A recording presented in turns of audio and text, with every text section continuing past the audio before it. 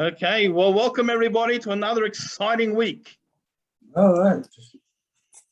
Okay. And hopefully, Let's sell some halachas. that's it.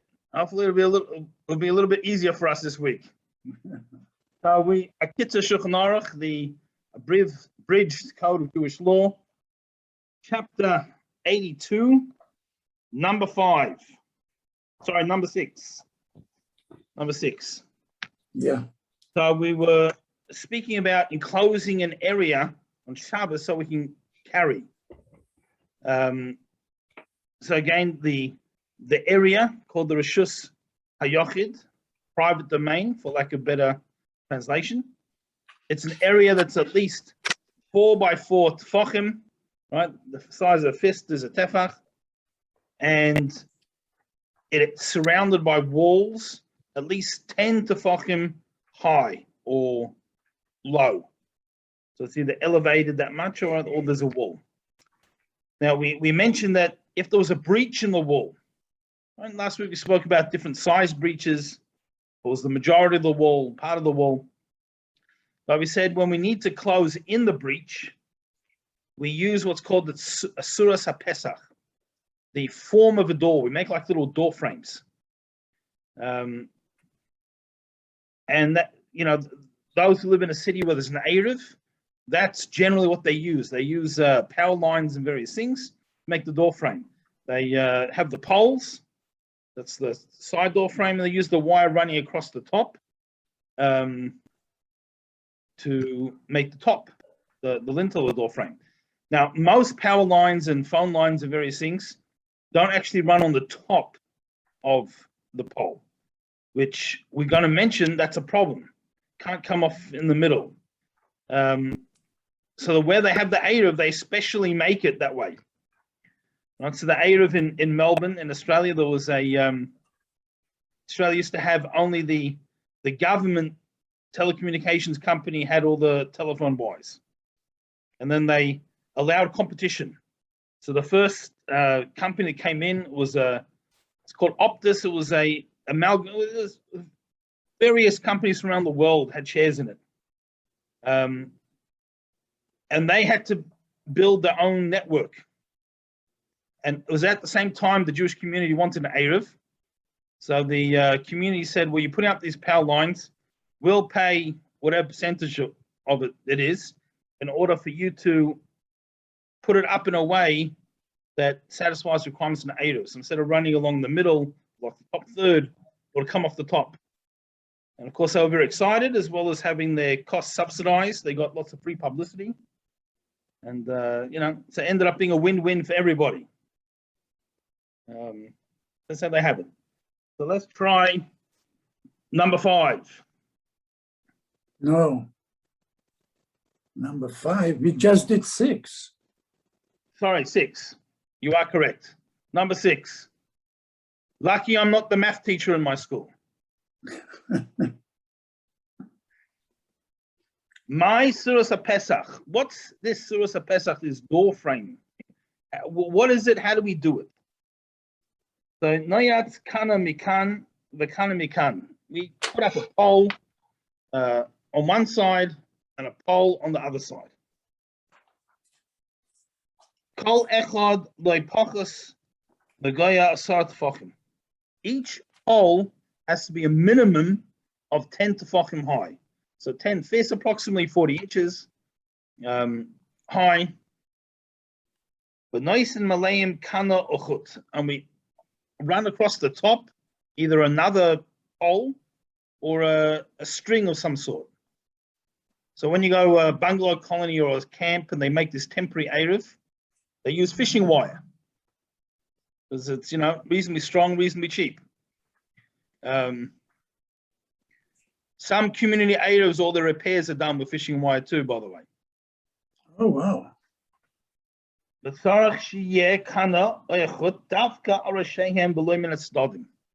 Now, this cross beam that goes to the top, it has to be on top and not from the sides. You can't have it coming out the side. It actually has to sit on the top, so it looks like a door frame. Vim Tachav mamsoyres rosh ekonim the karach achut alehem shapidami. This is the best way to do it. Is you put a little nail into the top of the pole. Again, this is if you're making a small Erev at home with some neighbors or in a camp or a bungalow colony. So you put the little pole. And often they use the stakes they used for new trees to hold up the trees. And they bang a nail on the top, wrap the string or the fishing wire, whatever it is, around the nail, and then run it to the next pole and run around that, wrap it around that nail. Right, so that's the best way to do it. The Sarah Shekal Kana Lo Yeheirachach Min HaMechitza Shalosh Tefachim. Now, this pole, the first pole that you have, should ideally not be more than 3 tefachim, 3 fists away from the wall. So let's say you had a wall that looks like a U or the letter Ches or something like that, and you make this for the 4th wall, as an example. So these door frames, when you put the pole in the ground, the first pole should ideally be within 3 tefachim of the wall. Because as we said earlier, a gap that's less than 3 tefachim doesn't have halachic significance. Because, nothing has to be airtight. So, you can have a little hole, this little crack in a fence or something. So what's considered significant is 3 tefachim.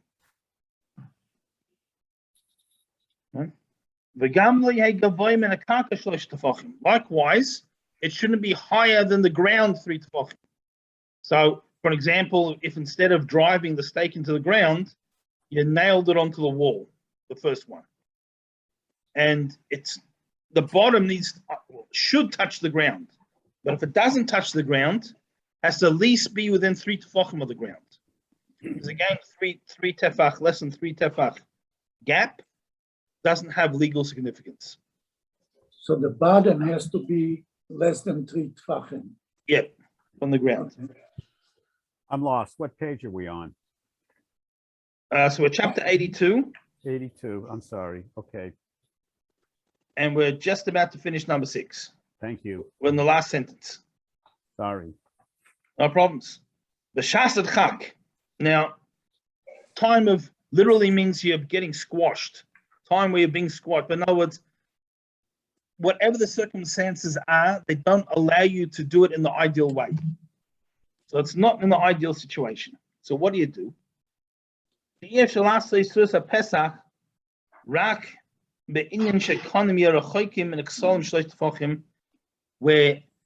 the first pole, you can't put it within 3 tefachim of the ground. Maybe it's cement, and you're going to put a little stake in the ground. It's not going to hammer into the cement. So even if it's further than 4 tefachim, than 3 tefachim, sorry, even if it's further, yesh lahakel, you can be lenient, and it works. And again, the only limit on that is that, of course, we said in the previous, 2 previous, in Dalet, in number 4, we said the gap can't be more than 10 amos, right? With an amma being from your elbow to your middle finger, a cubit, as they say in English. Right. Number 7. Okay. Chotzer abayis shabasoichim the soich harachayiv. You have a courtyard or a house that opens to the street. The delis niftachas lofnim, and the door opens inwards. Right. So a regular house, your door opens in, and the doorway is on the street. So there's no front yard. It's opening directly onto the street. And the street is Rosh Hashanah, or a Carmelis, which we said we treat like Rosh Hashanah rabbinically. Right? So it's one of those. So you can't carry from the house to the street. And the door frame with the lintel that goes above the door frame, v'has kupa shabbatachtis, and the little threshold underneath the door frame. Hein l'sadar choiv. They are on the street side, right? In other words, they're right at the street. They are mokim azel upon who rishus yochid, upon who becomes. So sometimes this area is considered a rishus yochid, and sometimes it's considered a karmelis. Now, so it's talking about, in Australia, they call it your front step, but here I think what they call it like a, some of the brownstone buildings have these little things, what they call a scoop or something. Stoop. Stoop. Right. So that type of area. Thank you. Right. So so they have this little area. So sometimes it's considered a extension of the house, and sometimes it's considered an extension of the outside. Now, this is going to be one of the places where we see the big difference between the Kitzur Shulchan Aruch, this abridged version of Shulchan Aruch, and the full Shulchan Aruch. So those who have a set of both at home or see it in shul or somewhere. So the large regular Shulchan Aruch, normally the average volume is about 3 times the size of Kitzur Shulchan Aruch volume. And there's normally about, let's say, 8 of them. While the Shulchan Aruch is Kitzur Shulchan Aruch, the abridged one is 1 volume, and it's lots smaller than the other one. So it goes to a lot less detail. So sometimes what Kitzur Shulchan Aruch does, it says if this and this happens, ask your rabbi. Right? It doesn't give you all the details. Well, hopefully the rabbi has studied all the various parts of the full Shulchan Aruch and has all the different factors that make a difference, is familiar with them, and give an answer. So here's going to be a little bit like that.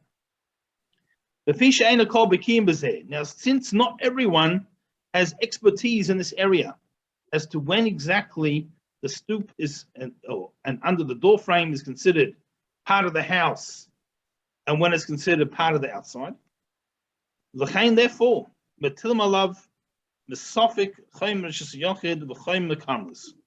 we have to take the strict issues, whatever's going to make it stricter. We look at of both being a Rishus HaYochid, the private domain, and the Karmelis, a semi-public domain. So therefore, you can't carry from that place, from this stoop to the street, to Rishus HaRabim or Karmelis, which is either a real Rishus HaRabim or another Karmelis, and not from the street to it. Why? Because maybe at that moment, this area is going to be considered Rishus HaYochid, and you're not allowed to carry from the public domain to the private domain or vice versa. And likewise, you can't carry out of your house or courtyard or yard, whatever happens to be, to this area. Or vice versa. Why? Because maybe that moment it's considered a Karmelis. So we get the worst of both worlds. Or if you don't want to carry anything, maybe it's the best of both worlds, depending on what you're trying to achieve. Therefore,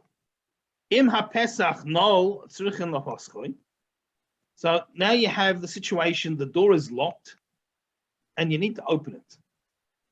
And you're standing on the stoop, and you want to put a key inside the keyhole and open the lock. So what do you need to do?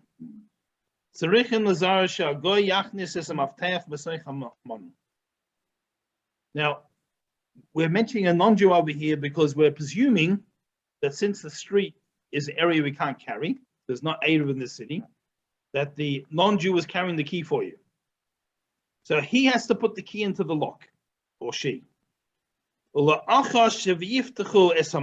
after you've unlocked the lock, before the Jew opens the door, es hamafteach. The non-Jew has to take the key out of the door. Why? Kim yiftach Yisrael zedelis, because if the Jew is going to open the door, while the key is still in the lock, you'll be carrying the key, moving the key from this carmelis, this semi-public domain, into the Rishus HaYachid, into the private domain. So the key has to come out before you open the door.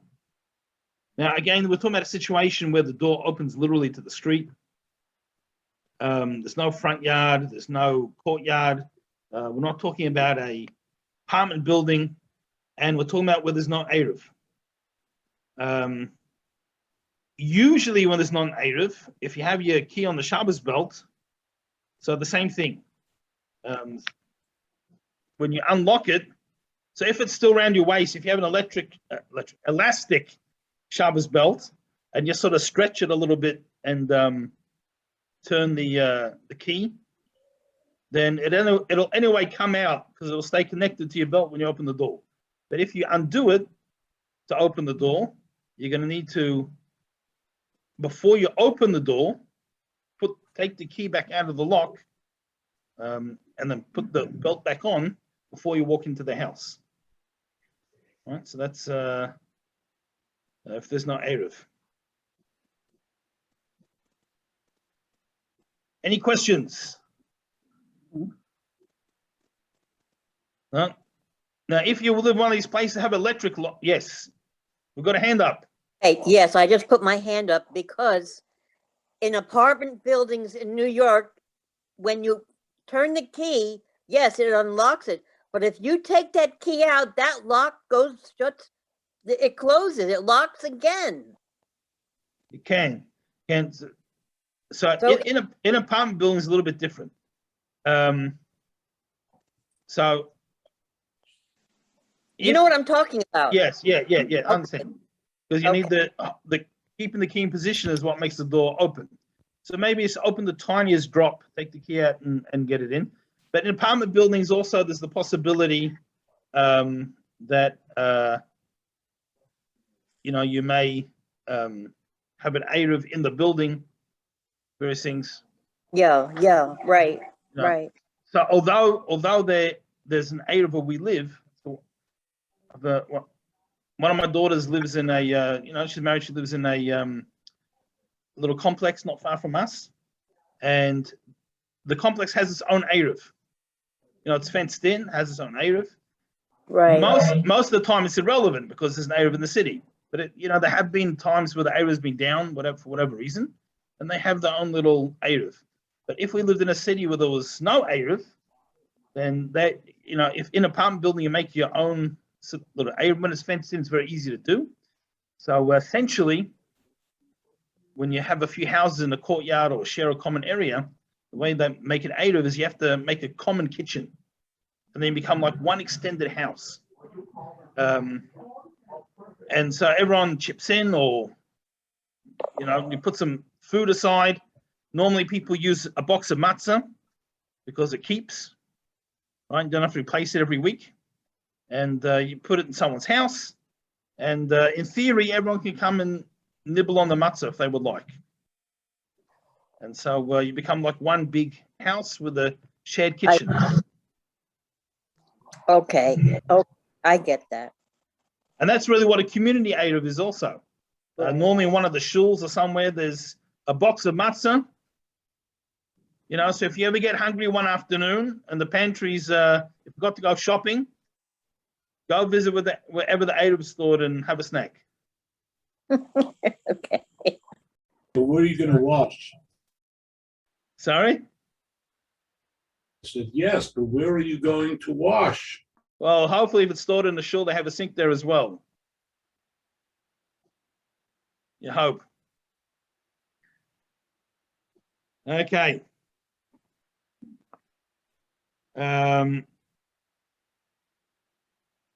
Number 8. Okay. Beharba Mekonos, in many places, Yesh Botim Asher Gag Nimshach Min Habayis, the roof hangs over, extends past the wall, the Toichar Choiv, into the street, the Nismach Sham Alamudim, and it's held up by poles. Now, I want to clarify over here, the front of my house, also the roof overhangs. It's very common in Phoenix because it helps shade the sun from coming in the front windows. And we have like little poles and different things, but that's in our front yard. So that's not what we're talking about here. That's a whole different situation. And a lot of people have a similar thing. They have a balcony or a porch of some sort, and the roof extends. And there's poles, and sometimes you have a fence there, sometimes you don't. But whatever it is, but it's in your yard. Here we're speaking about the house is on the street. Right, the front of the house is right at the front of the land, and the roof goes into the street area, and there's poles a little bit in the street, or right level with the street. So it actually extends. This roof extends over the Rosh Hashanah or the Carmelis. Okay, so that's the situation we have. I don't think there's many houses built like that today. So you can't carry from the house to this little roofed area, or from this roofed area to the house, because it's really just an extension of the street. Likewise, you also can't carry within that area. Again, we're speaking about a place where there's no Erev, so even though there's a roof, and sometimes a roof in itself can close in an area to carry it. And, we'll speak about that shortly.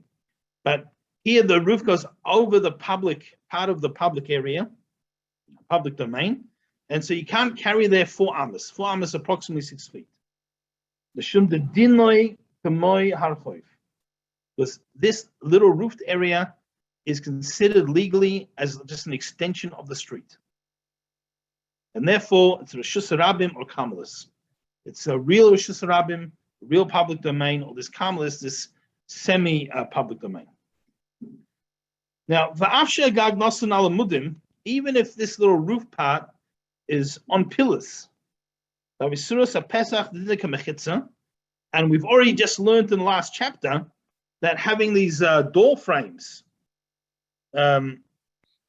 is like a wall, and here you have pillars with a roof on top, so that makes a door frame. So even though we learned that, nevertheless, on the wall, on the sides, there's no walls. So you have the walls of the houses or house on one, that's one direction. Opposite that, you have these door frames, essentially, because you've got the pillars with the roof on top. But the 2 sides are open. It's a thoroughfare. So the fact that you have these door frames doesn't help. It doesn't help when there's only 2 walls. It helps when it's the 4th wall, or there are 4 walls of it.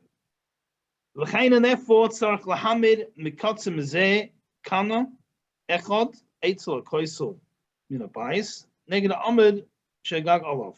you have to put on the side some type of beam or pillar or pole that closes in the side as well.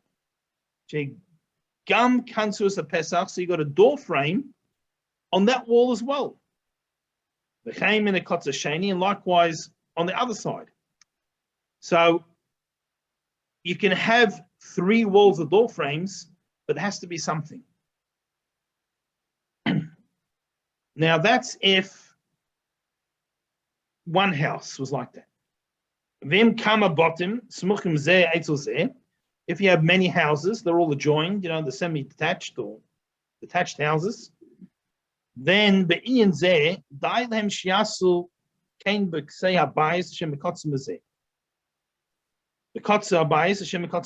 don't have to make a side wall for each individual house. You only have to do it for each end of the row. So let's say you got 5 houses attached on the row, and they all have this, excuse me, they have this overhang roof in the front.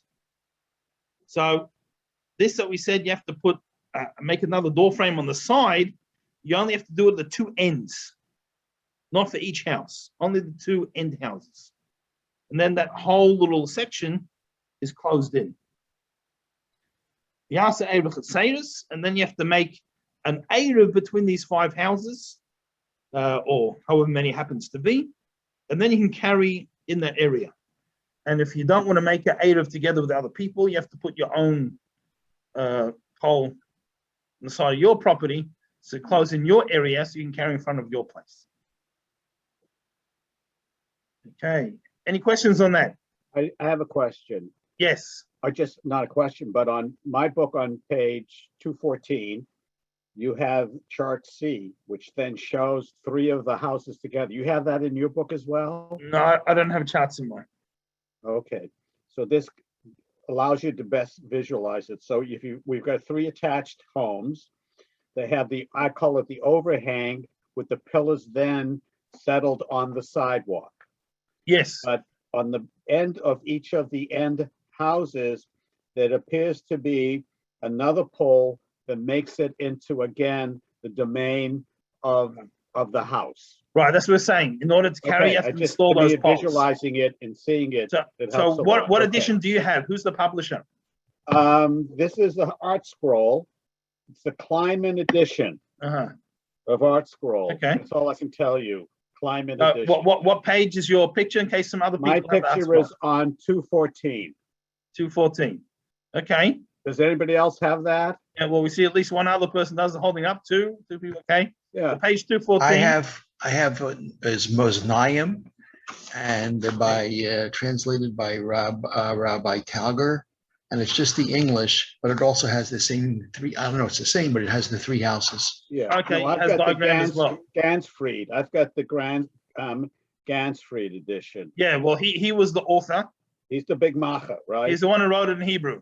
So saying Okay. was Rabbi Tag was the translator. Yeah. I've been, I really appreciate your teaching, but I know it's sometimes very difficult for us to visualize from the printed word and because we don't necessarily know about all of this. So is there one book, I guess this is close enough to it, where there's more of a visual and understanding from the abstract, the way you describe it would make your life a lot easier. Yep. And for us to do that. So maybe I'll have to get myself an Art Scroll. Right. I have a Rahmanis for you, how you work hard to try to explain to us. That's just my commentary, okay? Yeah, thank you. I appreciate it. So I guess I didn't realize I had all these diagrams. I'll have to get myself an Art Scroll. Yeah, well, this is the first time I found one. So there are other things as well. But in any case, it's the Art Scroll. And I don't know what the edition is on it, but yeah, well, I think they've only it's relatively new. It's just the last few years that it came out. That's yeah. Oh, this is 2013 was the last edition. okay. Okay, sorry for deviating. No, thank you. Thank you for the information. Thank you. Do you mind if I pipe up one small thing? Please do. The first 2 or 3 lessons that I was having with you, all I was doing was writing what your words were. I did not understand anything that you were talking about. Nothing. I had to do research. I had to go online and look at, well, this is what the guy's talking about, because I was completely lost, completely. Now I'm finally catching up because I did some research, because I don't have a book.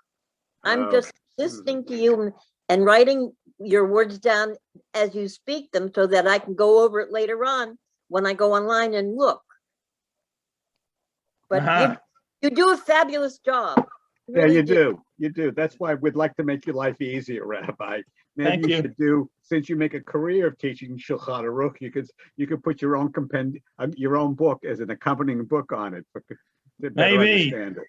And maybe we'll have to get an illustrator. Maybe someone can volunteer. We'll make our shared edition. That's right. The class of 2021. Right. We'll share the royalties. Exactly. Okay.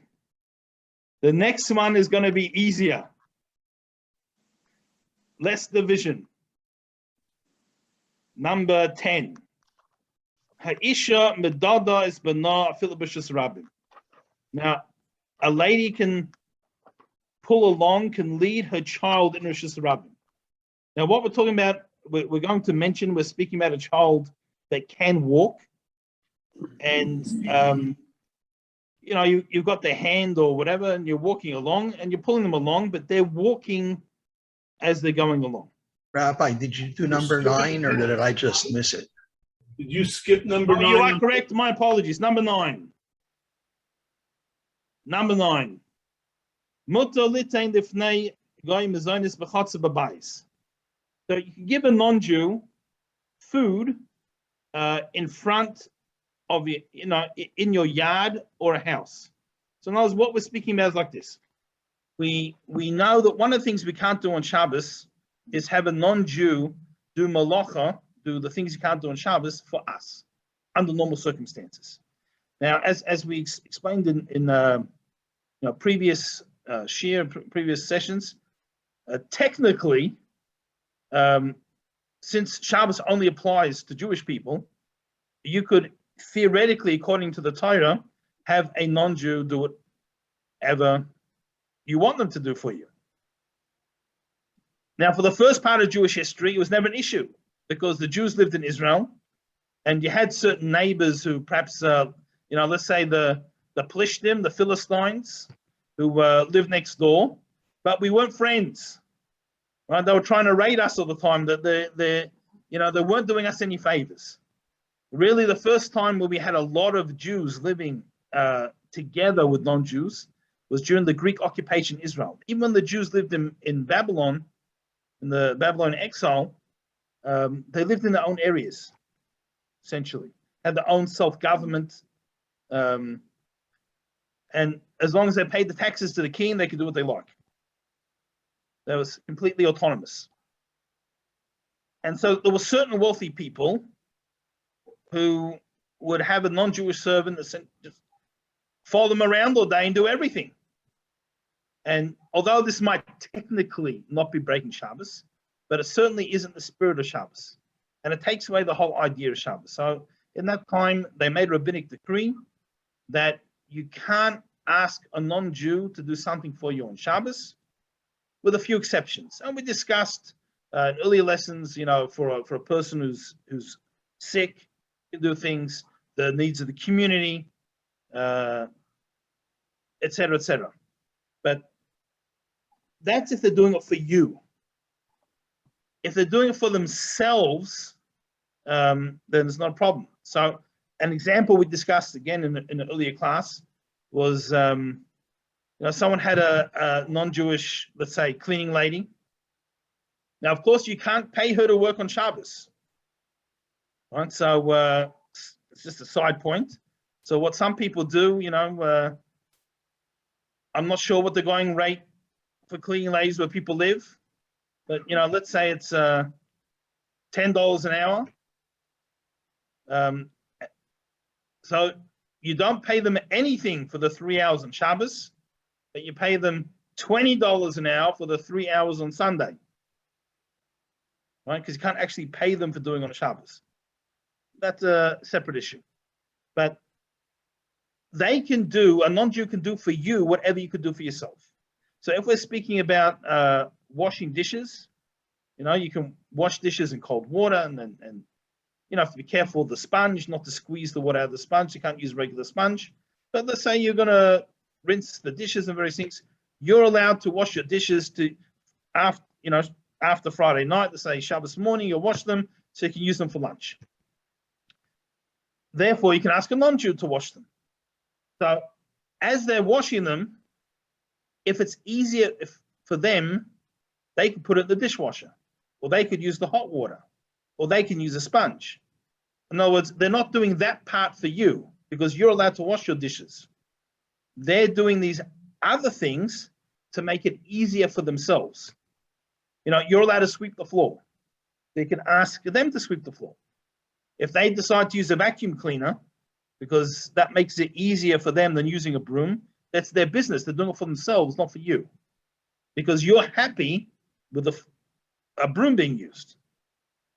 All right? So in this case, we're we're speaking about you're giving them something. You can't give it to the hand. We'll discuss that in a moment. But let's say, for an example,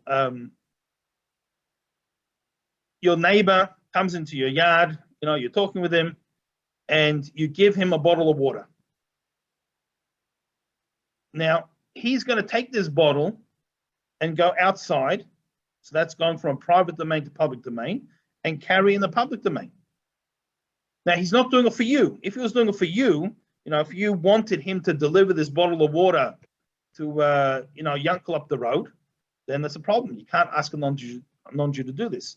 But you're giving him something, and he's taking it for himself because, he wants to drink as he's going for a walk. So he's doing the malacha for himself. He's not doing it for you. That's why you're allowed. So we'll start line again, and we'll go through the details. You can put food. I gave the example of a bottle of water, but whatever, packet of chips, food, sandwich, in front of a non-Jew in your yard or your house. Now, even though they're going to carry it outside, they're going to take it and transfer from the private domain to the public domain.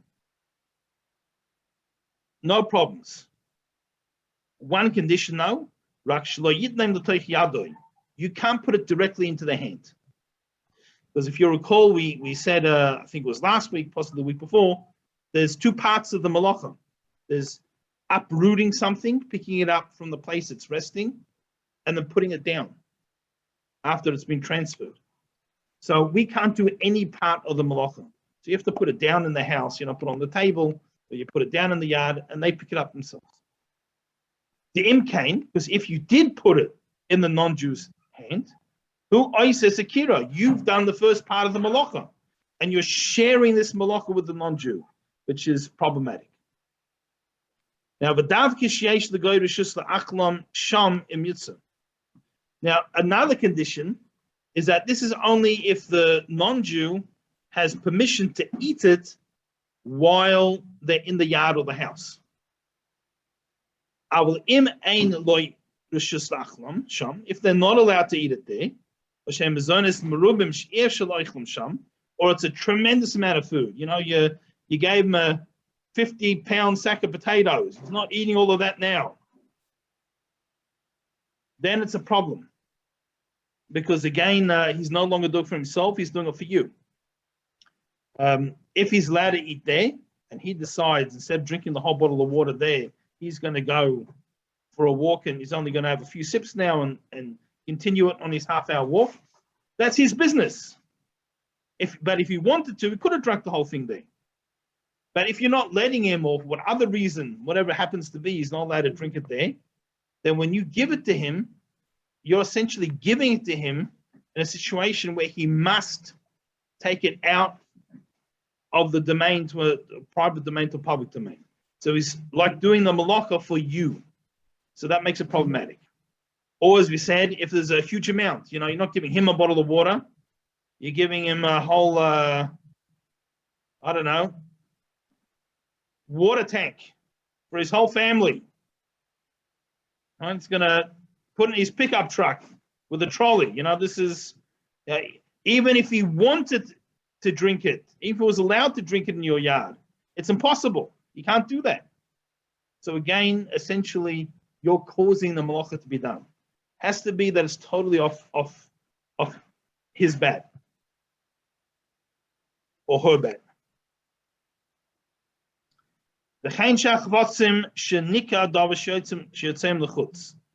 Also, things that is obvious that he has to carry it out. Like he's almost like forced to.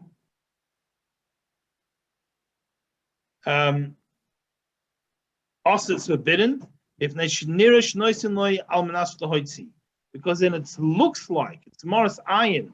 It has this appearance of wrongdoing that you have asked him, given it to him for the intention of him carrying it out. So, just as a reminder for that term, Morris Ayin. Morris Ayin means if it has the appearance of doing something wrong, You know, an example of this would be, you know, if someone who dresses like me walks into McDonald's to buy a Coke and comes out. Now, I'm not actually saying that the Coke is kosher McDonald's. Maybe it's not, because, you know, everything splatters and different things on the. But let's just presume, for argument's sake, it was. So if I came out of the store having a sip with a cup with a big M on it, it looks like, God forbid, that I ate there. And this can have two effects. One effect could be someone passing by says, "Oh, I didn't know that McDonald's was kosher. Must be if he's going there." And then they go tomorrow, but they don't get a Coke, they get the cheeseburger, God forbid. Or the other terrible effect it could have is someone says, "Oh, what a hypocrite. You know, he's dresses like an Orthodox Jew, and look what he does.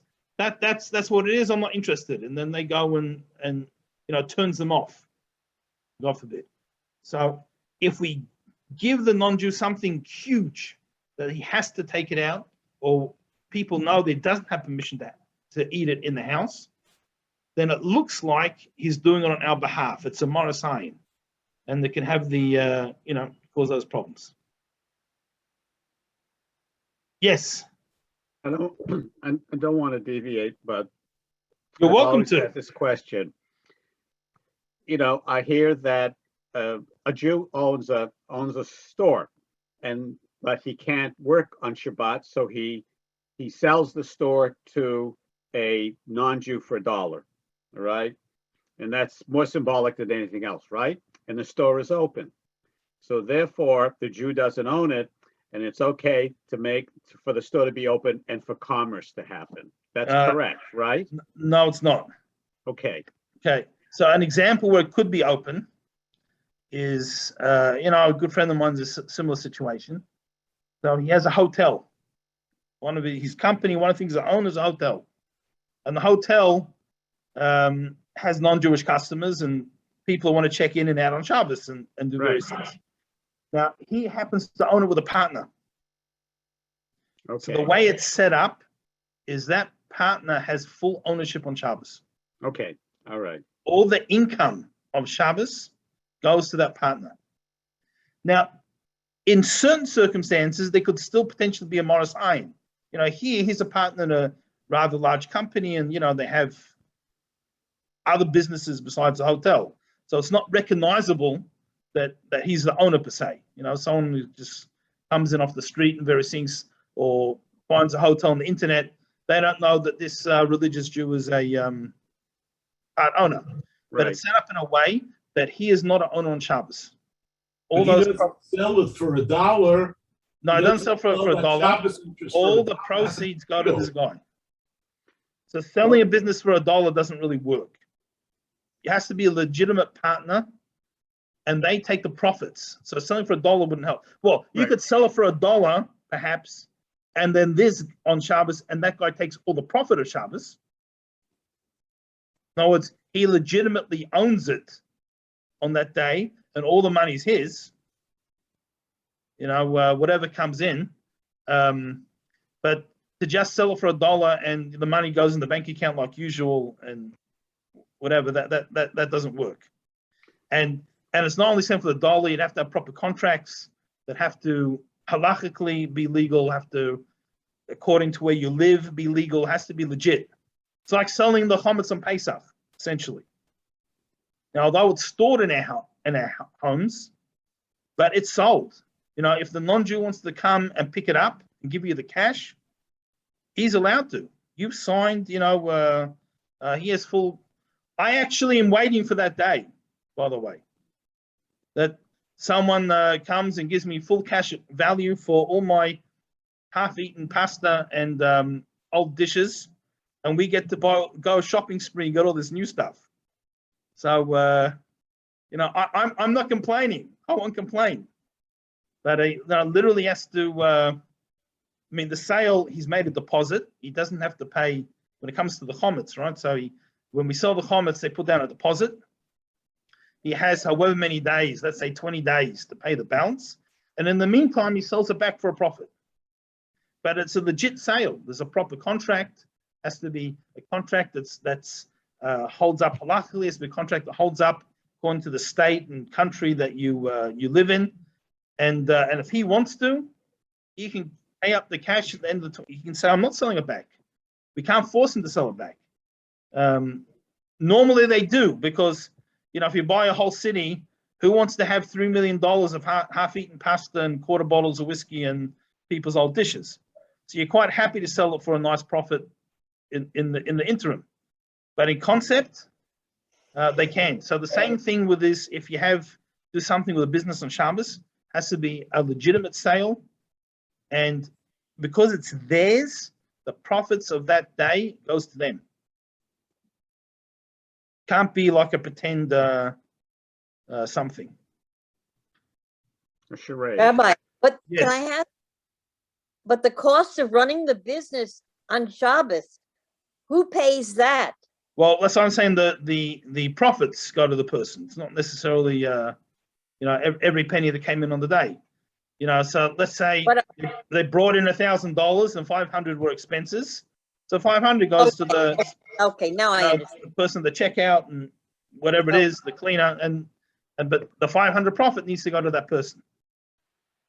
Okay, now I understand. Thank you. And even then, it's not ideal. Like I said, my friend, this situation is because it's a hotel. That's the nature of that business. You can't really, it's impossible to do otherwise. But if someone had a store, it's not impossible for a store to be closed one day a week. Again, every person has to look at their circumstances, and no two people's circumstances can be exactly the same. And what a rabbi may advise one person may be different to what they advise another person. Give a very extreme example. There's a book, the Art Scroll book, Lieutenant Birnbaum. I don't know if anyone's ever read it. It's an interesting book. It's worth reading. Anyway, it is a biography. He was an interesting fellow. One of the things that made him that he was famous for is that when the American Armed Forces liberated the concentration camps, he was a religious Jewish soldier, and Yiddish was his mother tongue. He spoke English, was brought up in America, but his mother spoke to him in Yiddish, and he became the official translator. So he actually was very involved in in the whole process of the DP camps and everything else. So it's an interesting story. But he writes that when his mother was a single mother during the Depression,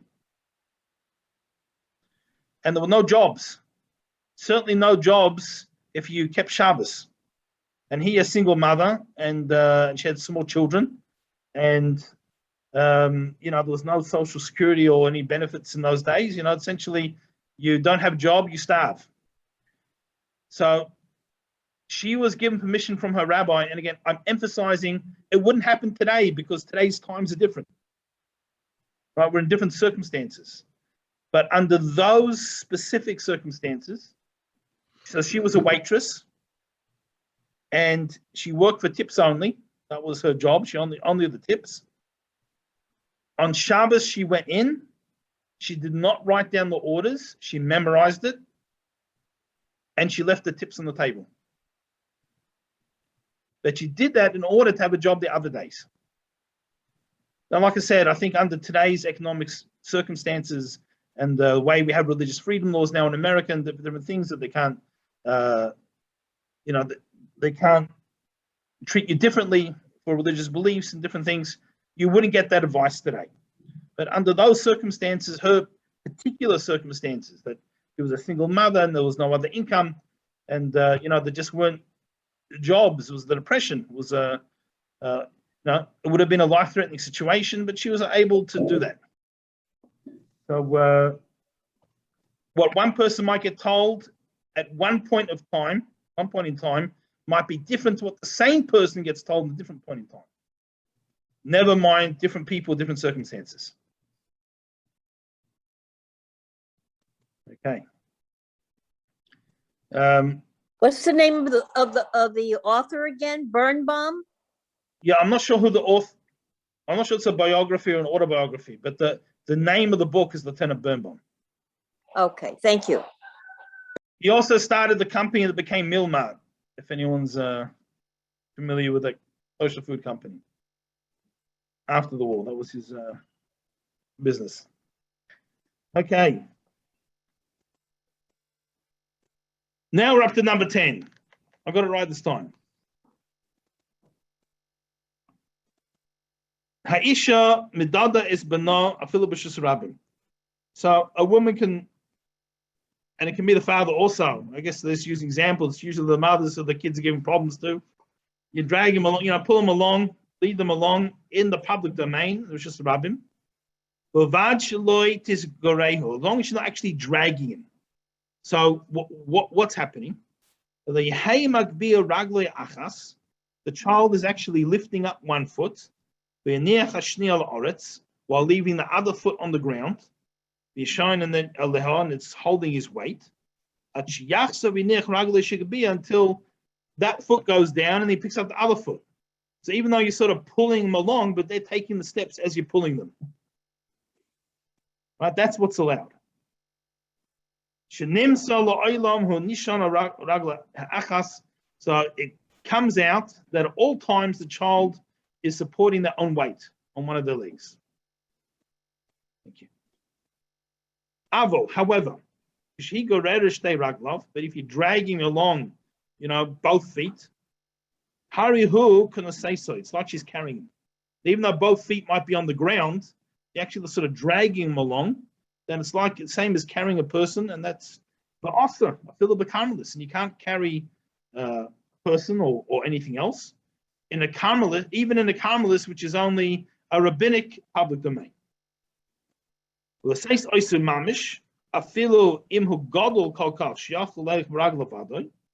Now, even carrying a child outright, even if the child's big enough to walk by itself, is also forbidden. Also, even in the carmelis, because even though a living person carries their own weight, so hopefully no one's ever had to, but if someone would attempt to carry the same person when they're alive, or when the person has passed away, God forbid, Lord, we should know for such things, they're heavier when they passed away, because a living person carries their own weight to a certain extent. So that's only a factor, that if someone carried someone in a public domain, in the times of the Beis HaMikdash, they don't have to bring a sin offering. But it's still allowed to do it. But the bottom line is, at the minimum, there's still a rabbinic prohibition to carry a person who carries their own weight. And even in a carmelis, which is only rabbinic public domain, even though it's a decree, a double decree, is no problem. And this is something we have to publicize, we have to warn the public, because I guess in his times he said there were a lot of people who make a mistake in this. They don't realize it's not a problem. So I'm sure those who have kids, or maybe grandkids, you've all been in that situation. We have to sort of pull them along, but as long as actually walking is no problem, it's only the dragging, or if you lift them up, that it's becomes problematic. Okay, any questions on that? Nope. Okay, we'll squeeze in one more. It looks small, but plenty to discuss. If number 11. You have a little canal, little water. Now, when I say canal, I don't mean like the big ones in Florida. Like a little, like an open pipe type thing. You have some type of water coming. Yeah, they call it a canal in this book. Yeah, but it's we're not talking about the big ocean canal. I mean, you Right, got sure, running into your some type of irrigation system, but it comes from the outside and it runs through your house, so it doesn't come to like a dam or a pool. It just runs through. It goes from one end to the other end, and it just runs. Here it says a stream. Yeah. Stream or channel thing. or, yeah. So Osalamalus Mayimimene, you can't take water from it on Shabbos. Now this body of water, whatever this little irrigation canal that runs through your property. So it originates from outside your property on one side, and it goes through to the other side of your property, to the other side. It's at least 10 tefachim deep, and it's at least 4 tefachim wide. So it's a reshus yochid essentially. That's the issue. It's its own place. So it's 10 tefachim deep and 10 tefachim wide. It's its own place, and it runs through. So it's a caramelis because it's of its size. So therefore, we can't take from the caramelis. Now today we don't really have this issue so much, but used to be people took water from the well, and if the well was on your property, this could potentially be an issue. The water is running underneath it. Sometimes, there's different types of wells. Sometimes you dig down, you have a bore in your property, and the water's all on your property. It's not so much an issue. But sometimes you dig down to an underwater stream. So that would also be like this. If they had a well in the public domain, it's problematic, right? They used to put so for Shabbos, they would put little petitions around it in order to close it in so you could actually draw water. They used to take a drink. You couldn't carry it through the private domain. Now, our taps that we have is not really an issue. When we turn on the faucet, the water's there already that comes out. Yes, more water comes in, but it happens automatically. So it's not a problem for us. And it's already in our private domain. It pools in the area. It's pooled there already inside the pipes in our property. So that's not an issue. Rabbi, how is that? I know it's not similar, but how is it not similar to completing the action by turning on or off a light switch? It just sort of completes the action when you turn on the faucet. Because when you're completing the action, a malacha happens by the light switch. When you turn on the water, water runs. There's no malacha happens here. Just happens to be some more water comes from the outside plumbing and just sort of rolls automatically. Water is flowing is not a malacha. It's its natural.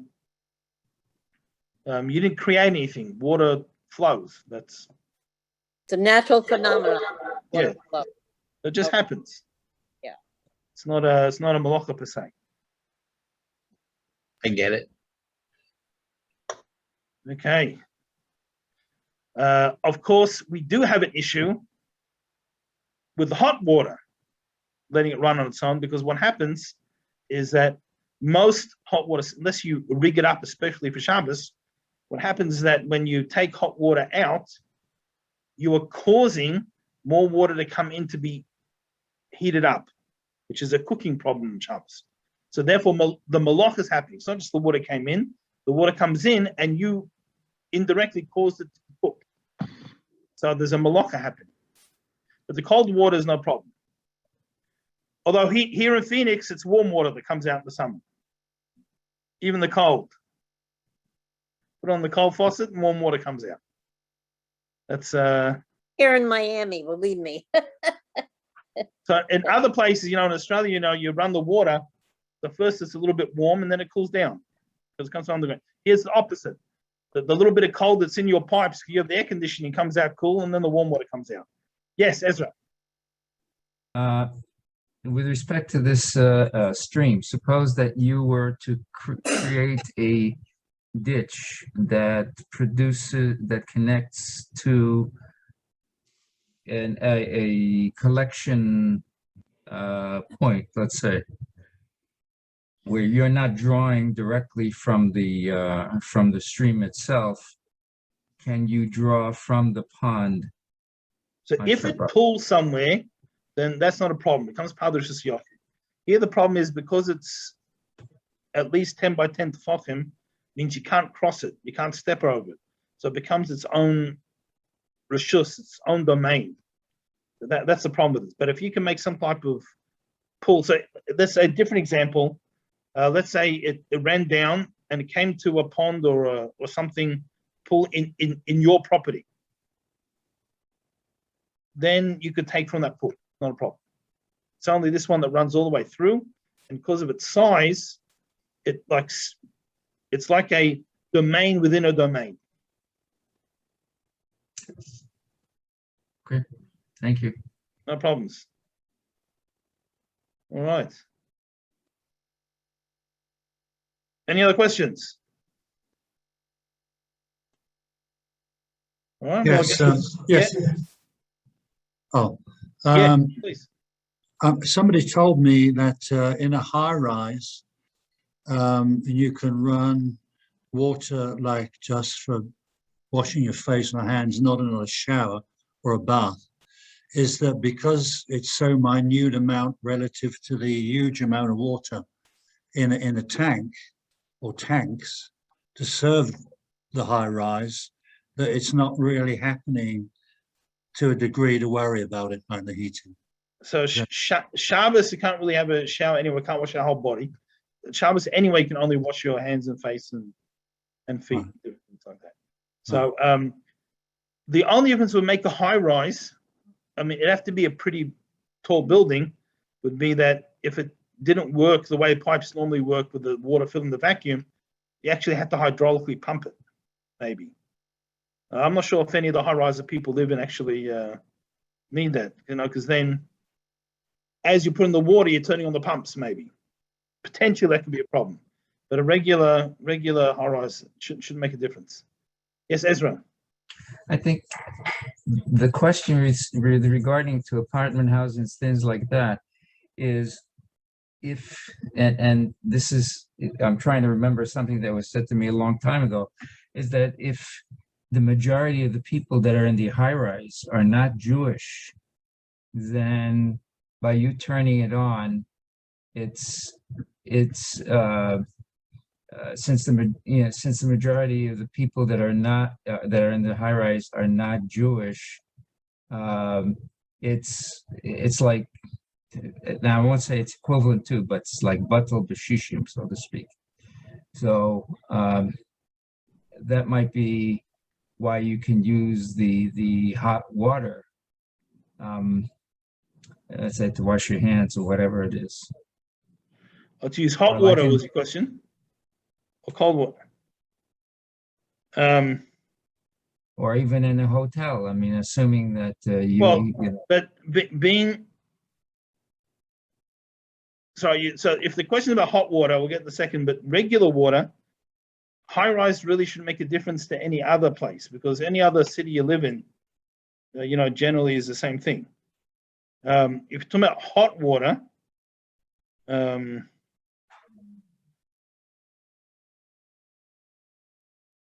was that the question? The hot water? you asked, I brought it in. I mean, I don't know if you yeah. Was referring to hot water in general, but I said as far as hot water is concerned, the assumption is that there's that you're a minor individual within the apartment complex, which may be populated by non-Jews. Then what you're doing in terms of hot water would be. So I think the only issue would be, and again, so it's going to depend on the how it actually works in that place. If you had a large building with a large amount of people, that the boiler was large enough that a small amount of water doesn't yet start pulling water and reheating. It's only when it has larger quantities of water.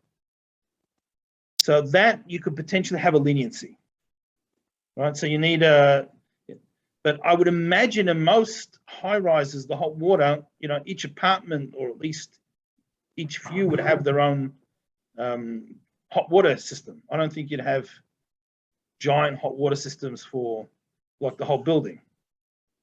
So the cold water, as I said, it shouldn't make any issue. It's the same as the city, it just flows.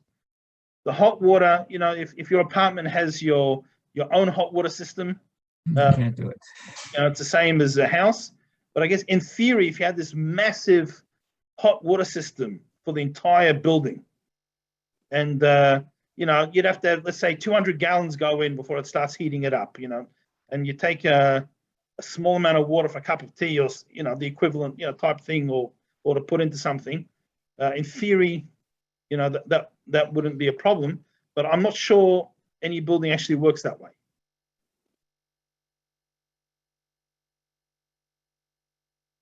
Wouldn't imagine it would work that way. Okay.